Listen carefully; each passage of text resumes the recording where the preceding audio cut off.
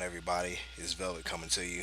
And today, on December 10th, the wrestling news bit that is dominating the internet and everything else happens to be the situation between Rich Swann and Sue Young. Now, sometime in the early morning hours of today, Rich Swann was arrested and charged with battery and maybe another crime, I think kidnapping.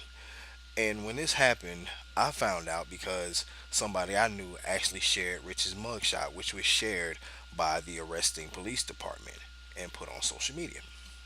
So when all this happened, the first thing I did was post it and say it ain't so. So in the midst of all this, somebody came to me and it was like, take it down. You shouldn't have it on your page and all that kind of stuff. And I was like, I'm not going to take it down because this is my page and I'll put on my page what I want to. Now, before I go any further, let me just say that it was me, it was another person, then there was a third person involved, and there was a resolution between all parties involved. But ultimately, during the conversation, a few of the things that came up was talking about um, the brotherhood and how wrestlers are brothers and how we should protect our brothers and protect our business and how we'll be unfairly judged by people outside of our business. I can kind of understand that, but I had to defend myself and defend my stance. And that's kind of what I want to do today. When people start talking about the brotherhood in professional wrestling, let me just say this, and I'll say it perfectly clear so you can understand.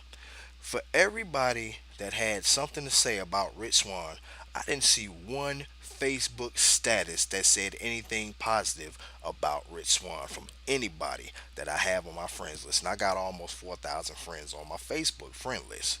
Not one person said one good thing about Rich Swann. When I made my thread, I talked about the one encounter I had with Rich Swann in my entire career. I met him in Porterdale a few years ago. He was cool, he was helpful, he helped a lot of people out, and he took the guy that was in the main event with him and made him look like $1 million. So my interaction with Rich Swann was cool. And I put that in the thread underneath the mugshot that was provided by the arresting police department. So here's my thing. Everybody wants to talk about the brotherhood of professional wrestling, and how we're so close knit, and how we're brothers, and how we have to protect the integrity of the business. But here was a perfect opportunity for people who saw somebody, regardless of where he is. Trust me, he is working for the top organization in all of professional wrestling. But he has had various encounters with people all throughout this sport. And I'm sure everybody has had an encounter with Rich Swann. Why is it that nobody took this brotherhood that we talk so much about? Why didn't they use it as a foundation to defend this man? Not defend his actions, but defend his character. Because trust me, somebody outside this business is going to look at Rich Swann and they're probably going to think the worst of him because people always have a polarizing view of our business. But why is it that nobody in the business that I know, or maybe nobody you know, took it upon themselves to say, you know what, Rich? I'm going to speak on your character because somebody's probably unfairly judging you by the one bad thing you did or the one bad thing you're accused of doing. Does this not hit home for a few of you people? Look at what happened to Brian Blaze. Brian Blaze had a legal situation a couple of years ago, and I think a lot of people would count him out.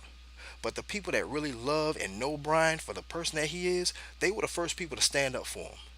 And because of that, the decision was thrown out, and Brian's a free man. Look at my trainer, Bill DeMott. Exiled from WWE, released from WWE amid allegations of mistreating trainers, or trainees, I should say. I trained under Bill. And when I trained under Bill, I heard uh, he never disrespected me. He never talked bad to me. I heard the allegations. He said bad things about people, talked about their sexual orientation, talked about their race. My personal experience with Bill DeMott, he never said anything bad about me. He never insulted me. If he did anything, he tried and tried to get the best out of me. He would not let me shortchange him. I got a lot of respect for him for that, and that respect propelled me to be one of the first to stand in his defense, and I'll defend him today. And that's based off of my personal experience. These personal experiences are the fabric that make up the cloth of brotherhood that you so much talk about in professional wrestling. If that's the case, why is it that nobody took the time today to stand up for Rich Swann? If you care so much about this sport and you care so much about your brothers, then come what may, or damn whoever says whatever they want to say about you, stand up for that man. Say something good about him. Because some side of our business is saying a whole lot of bad stuff about him. and he needs somebody to defend him. Let's see how deep your brotherhood runs. That's my take. Peace.